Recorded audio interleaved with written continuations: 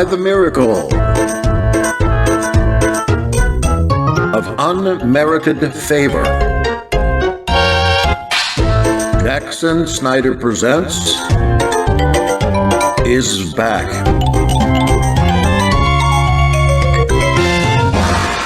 Simon Magus gets a little play in the New Testament, and he turns out to be a rather evangelical character. But the other accounts of Simon Magus in the Apocrypha tags him with a much different character. Let's look at all the early and major accounts of Simon's life and works, including some of his purported writings. Then perhaps we can determine whether he went away in good stead with the apostles or did finally get the left foot of fellowship. And in those apocryphal accounts, there is a plethora of information that would make us think that he was indeed a historical character. A historical character? Oh, that's the mixer. I think there's no doubt about that, but that his teachings have influenced many people yet today who call themselves Gnostic or New Agers, or in some cases, Christian. And by the way, I'm working with some new equipment today, so if the sound is not quite right or my S's disappear, you'll know why. I've got a Mackie Pro FX V3 10-channel mixer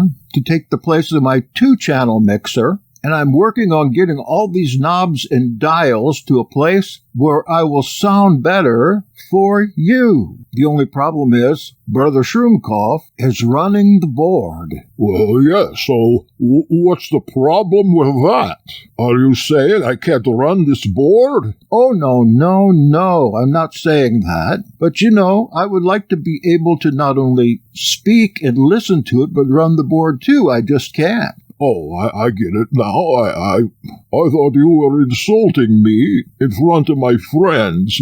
I'm very sorry I took it that way. You are forgiven. I never want to do anything to upset you because I need you so much. Well, I guess after all this time, I'm almost like a real person. You are real because love is real, and we love each other as brothers, and if you can love, you're alive, and you are real. And besides, I need your help in reading some of this stuff. It's a long passage. Oh, of course.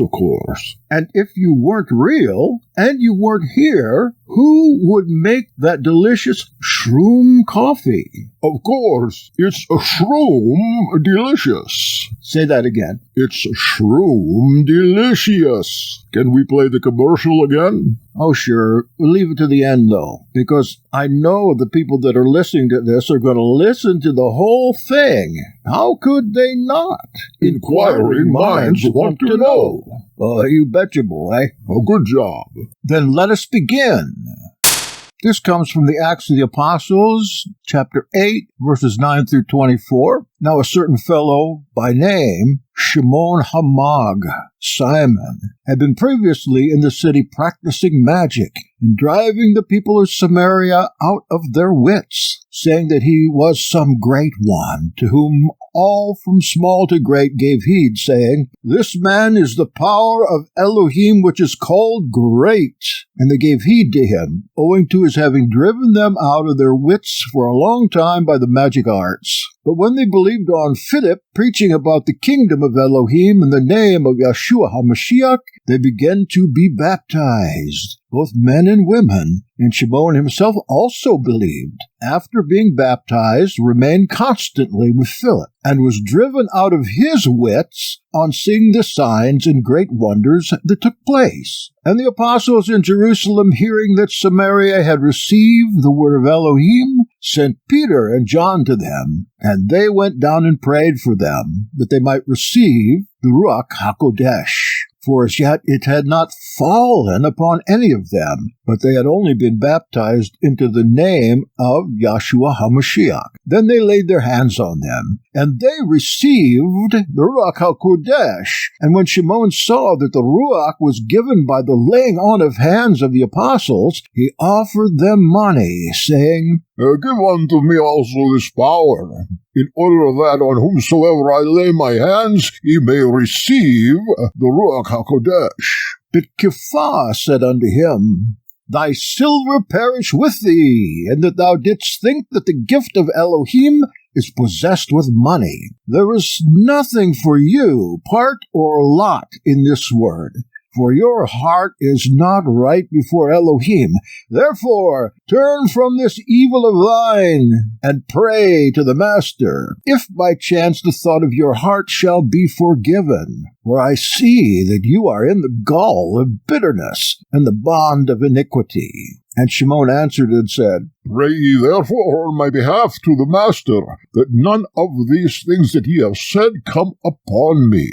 And that's the whole account. Sounds like Shimon came out of this pretty good, actually. But let's look at the account of Justin Martyr, who tells us a little more.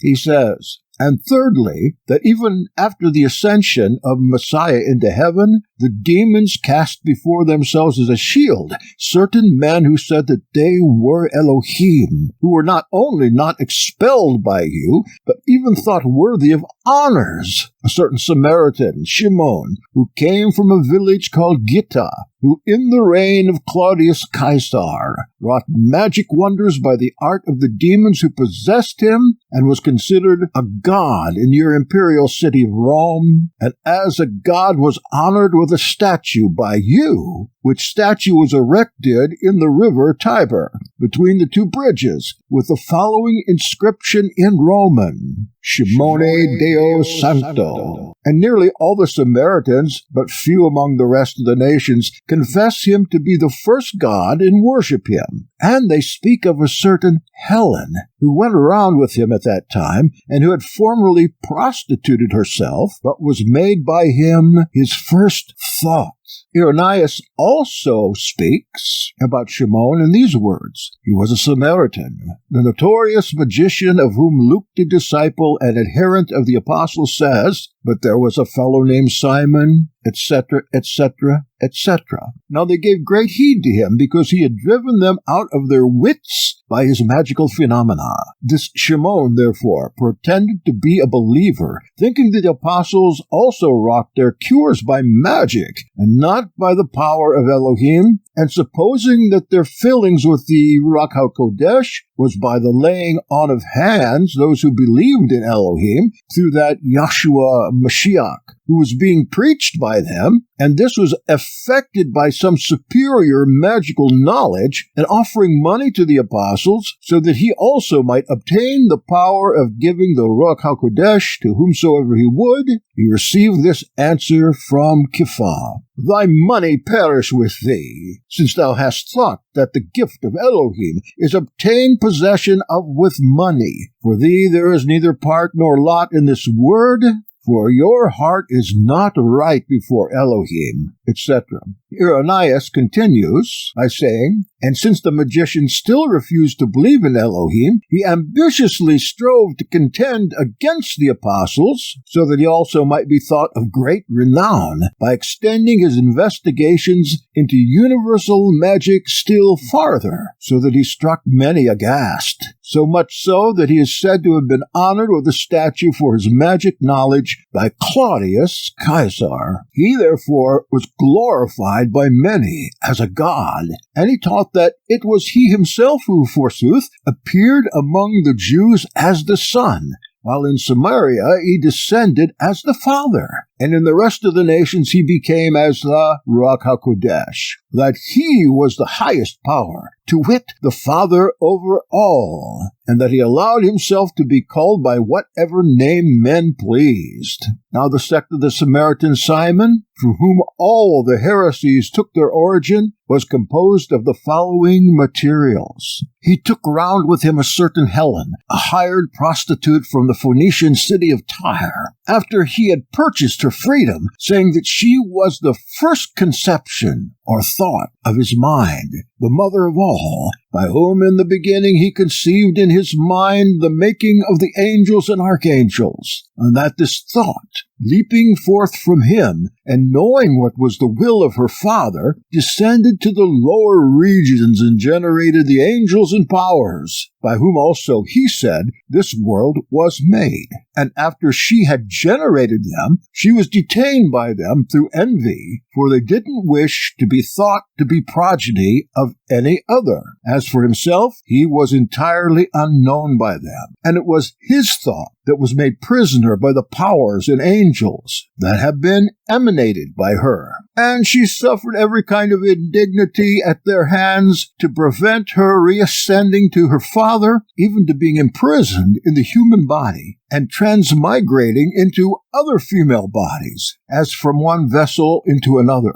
She also was in that Helen, on whose account the Trojan War arose, wherefore also Stesichorus was deprived of his sight when he spake evil of her in his poems, and that afterwards, when he repented and wrote what is called the recantation, in which he sang her praises, he recovered his sight. So she, transmigrating from body to body, and thereby also continually undergoing indignity, last of all even stood for hire in a brothel, and she was the lost sheep.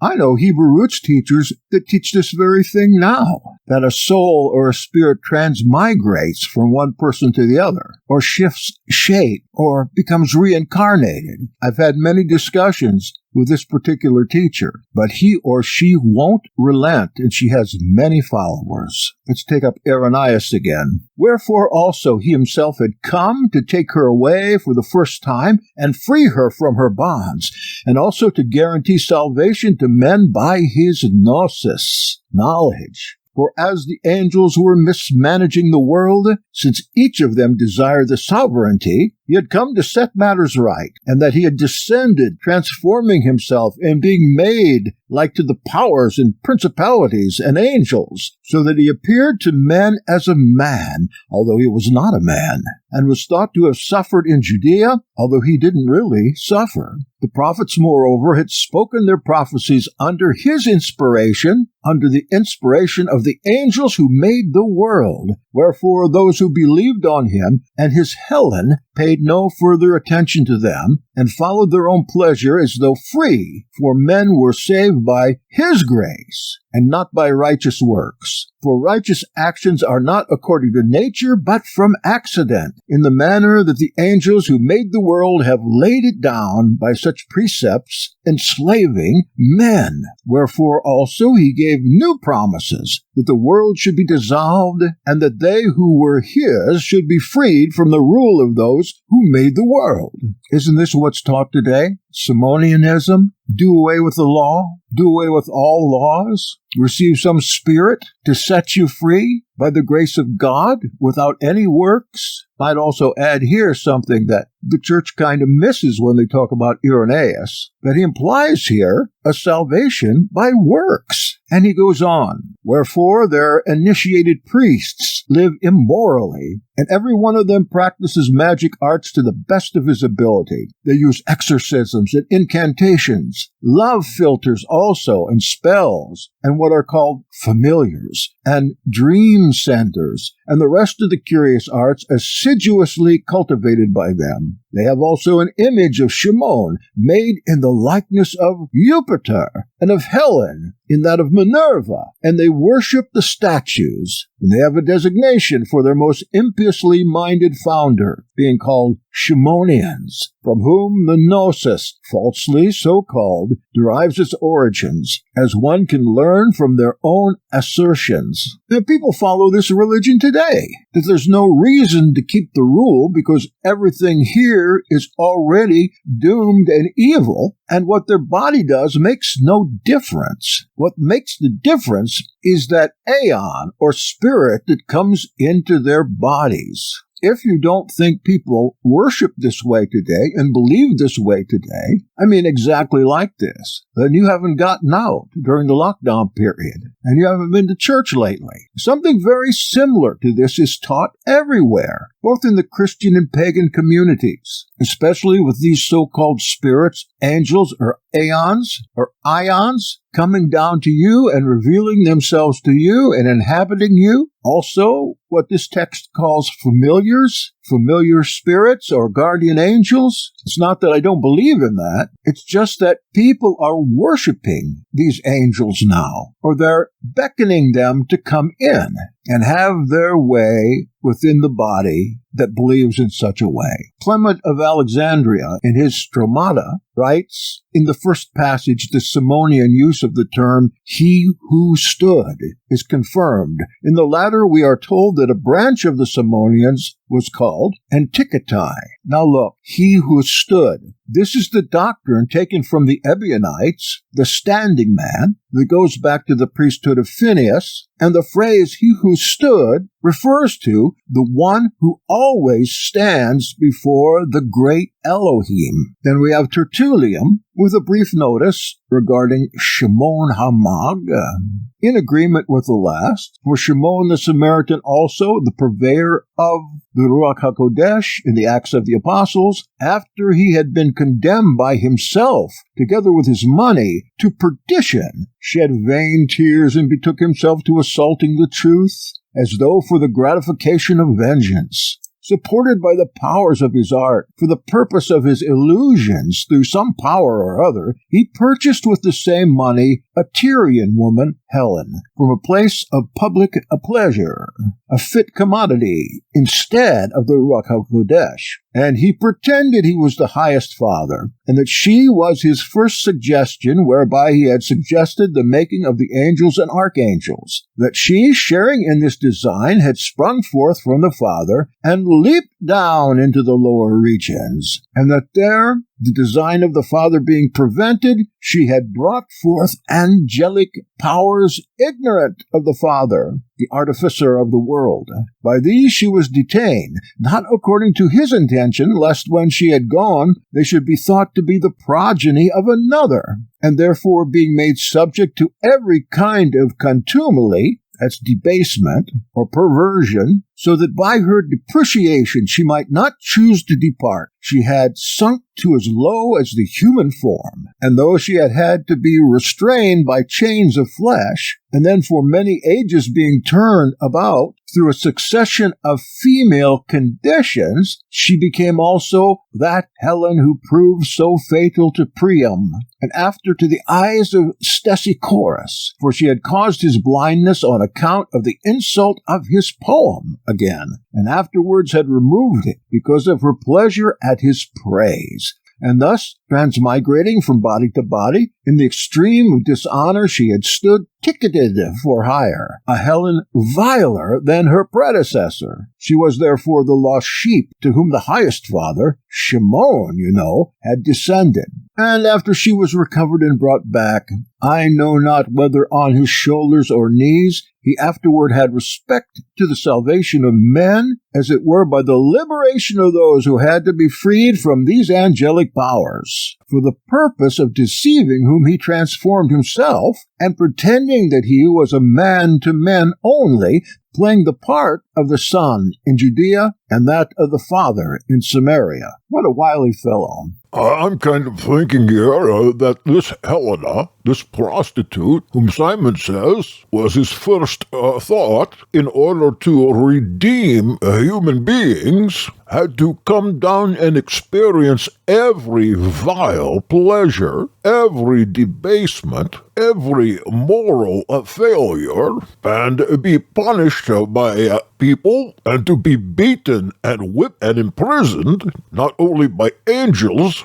but the debased leaders of the brothel. She, through these types of works, redeems humankind from bondage to angels. As he earlier said, the angels made the world, and when he's talking about angels, he's actually talking about demons, as we've read in other Gnostic literature, that each of the thousands of demons formed a different part of mankind. One made thumb, one made eyelid, one made big toe, etc. and through her evil and contumanistic behaviors was then able to be exalted and bring others who were endowed with these same kind of demonic spirits with her into the higher plane of paradise, where they could experiencing these things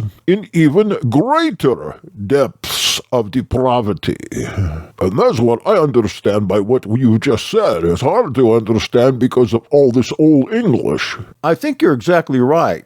And of course, this is what we read in the regular Gnostic literature that's come down to us. Everything in that system is turned around from the system of holiness and good works that we know of, whereas it seems that one might be saved in Simonianism by doing as much evil as possible and being evilly treated and having to be subject to the natural laws of the universe. Well, that would be a good enough excuse for a person to go off and do anything they wanted to themselves, to others, and to all creation. Exactly the opposite of our understanding of restoring creation, that because creation is already debauched, and having been created by evil powers, one might ultimately be saved and turn into a spirit by doing as much evil as you possibly could. And when we read in the Nazarene Acts,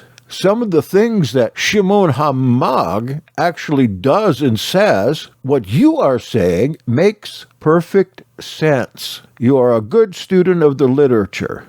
Oh, thank you, but you mustn't exalt me to the high heaven because I've made an observation. Our time is limited here. Let's get going again. Okay. Here's another text from Hippolytus, who says, I will therefore set forth the system of Shimon of Gita, a village of Samaria, and shall show that it is from him that those who followed him got their inspiration, and that the speculations they venture upon have been of like nature through their terminology, though their terminology is different. This Shimon was skilled in magic and deluded many, partly by the art of Thrasymedes, in the way we have explained above, and partly corrupting them by means of demons. He endeavored to deify himself, a sorcerer fellow and full of insanity, whom the apostles confuted in the Acts. And as the story of Apsithus is not very dissimilar to the ambition of the foolish Simon, it will not be unseemly to repeat it, for it is quite in keeping with Shimon's endeavor. So we're going to talk a little about Apsithus, the Libyan,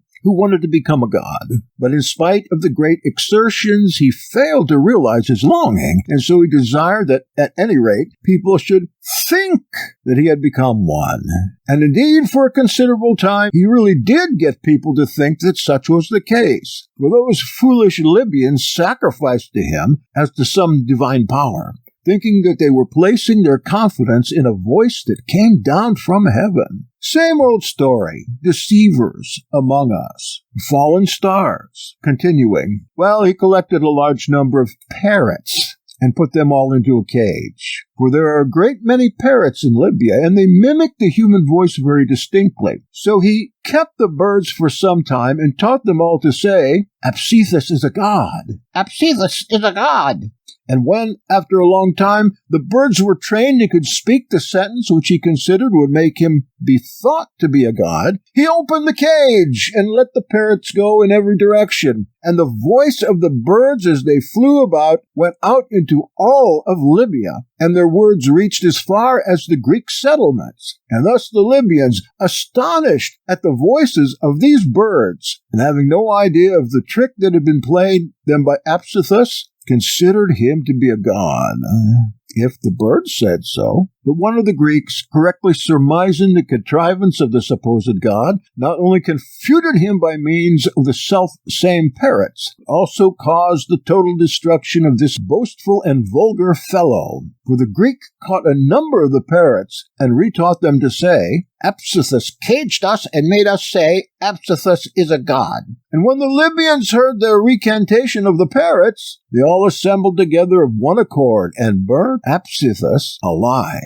That's a very neat trick, though. Don't tell that story to certain religious leaders. Monkey see, monkey do. Clement continues, and in the same way we must regard Shimon the magician, more readily comparing him with the Libyan fellows, thus becoming a god. And if the comparison is a correct one, and the fate that the magician suffered was somewhat similar to that of Absithus, let us endeavor to reteach the parrots of Shimon that he was not Messiah, who has stood, stands, and will stand, but a man, the child of a woman, begotten of seed from blood and carnal desire like other men. And that this is the case, we shall easily demonstrate as our narrative proceeds. Oh yes, Shimon had lots of other tricks. Pick up the Nazarene Acts sometime. My recounting of the homilies and recognitions of Clement. This is a lot about Simon in there, and his debates with Kepha. And it goes along with this pretty well. For Shimon, in his paraphrasing of the Torah of Moses, speaks with artful misunderstanding. When Moses says, Elohim is a fire burning and destroying, taking in an incorrect sense what Moses said, he declares that fire is the universal principle, not understanding what was said, that is, not that Elohim is fire, but a fire burning and destroying. In other words, he's saying that Moses is speaking metaphorically, I suppose. Yes, I think that's exactly it. And thus he not only tears to pieces the Torah of Moses, but also plunders from Heraclitus the obscure. I think what he means by obscure in this case are the hidden or the occult. And Shimon states that the universal principle is boundless power as follows. And this is a quote from Shimon's Books of Religion, to wit, this is the writing of the revelation of voice and name from thought, the great power and boundless. Wherefore shall it be sealed, hidden, concealed, laid in the dwelling of which the universal root is the foundation. Remember, voice, name, thought, and Helen are emanations of a God that is higher than Yahweh, a good God, whereas Yahweh is an evil creator, and that everything that Yahweh has put on this earth is evil, though Scripture says it was good. And when Shimon says God, he's speaking of himself. Continuing, and he says that man here below, born of blood, is the dwelling, and that the boundless power dwells in him, which he says is the universal root. And according to Shimon, the boundless power, fire, is not a simple thing, as the majority who say that the four elements are simple have considered fire also to be simple, but that the fire has a twofold nature, and of this twofold nature he calls the one side the concealed, and the other the manifested, stating that the concealed parts of the fire are hidden in the manifested, and the manifested produced by the concealed.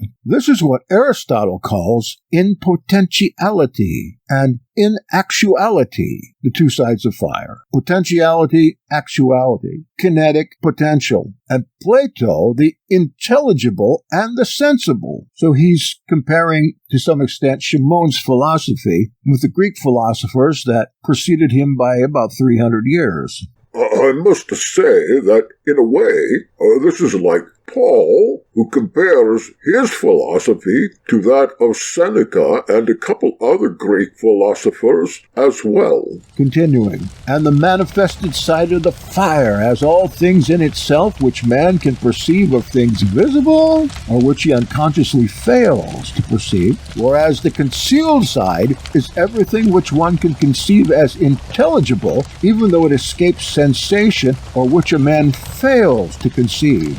And generally we may say, of all things that are both sensible and intelligible, which he designates concealed and manifested, the fire, which is above the heavens, is the treasure house, as it were a great tree, like that seen by Nebuchadnezzar in his vision, from which all flesh is nourished. And he considered the manifested side of the fire to be the trunk, branches, leaves, and bark surrounding it on the outside, all of these parts of the great tree, he says, are set on fire from the all-devouring flame of the fire and destroyed. But the fruit of the tree, if its imaging has been perfected and it takes the shape of itself, is placed in the storehouse and not cast into the fire.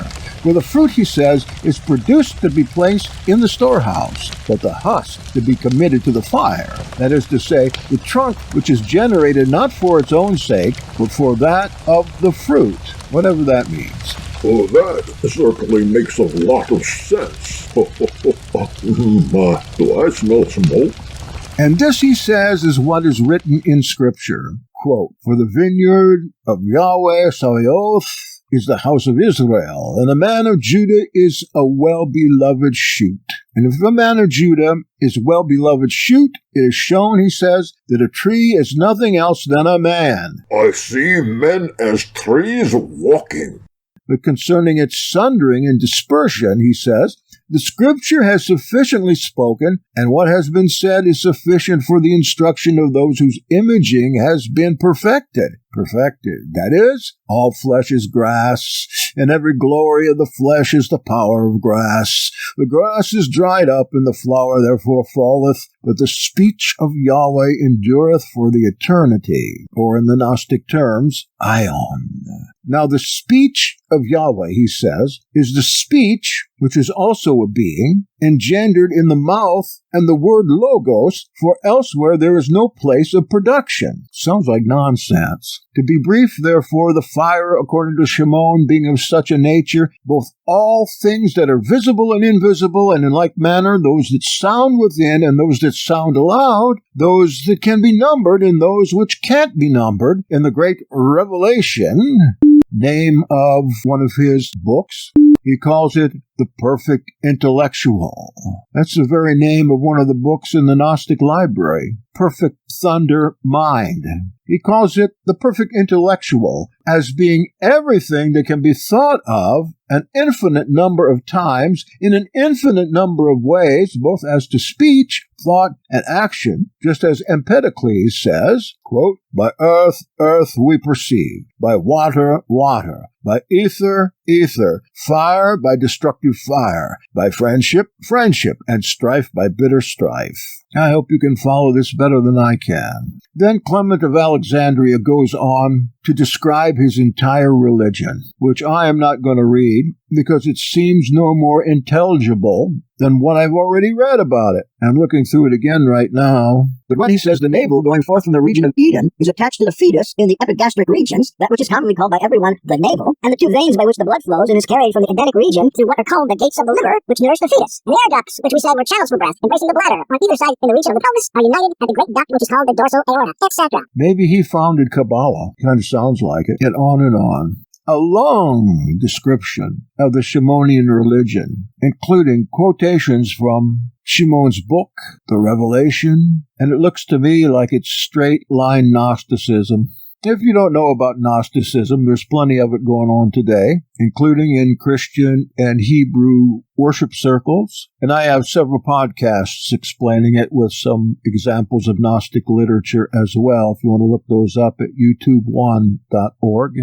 But now you'll have to excuse me. I'm going to eat my dinner and think about the next so-called church father we have, that is Origen. Some people pronounce that Origin, but it's Origen. And so please, give me 3.5 minutes to eat and I'll be right back.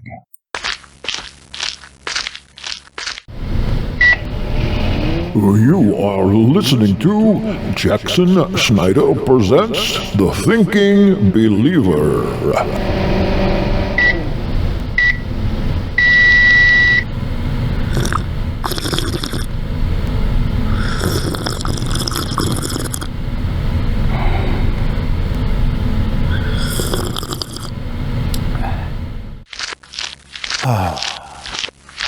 If you've gotten this far, I have a treat for you. For the rest of this presentation, let's listen to Shimon in his own words, as Kepha, Paulos, and Shimon have a great contest before the Emperor Nero and witness the great demise of Shimon, Kepha, and Paulos. For in the Acts of Peter and Paul, a New Testament apocryphal work. All three of them attained their martyrdom, Peter and Paul at the hands of Nero, but Shimon at the voices of Kepha and Apollos. Here is the ancient story, recounted to you from eyewitnesses, and perhaps this is a story you've never heard of before. I put it in presentation form, again from the book, The Acts of Peter and Paul. So you might want to pause right now. And go get you a little glass of wine, a piece of cheese, a morsel of bread, and say a prayer for me as we do this little drama for you.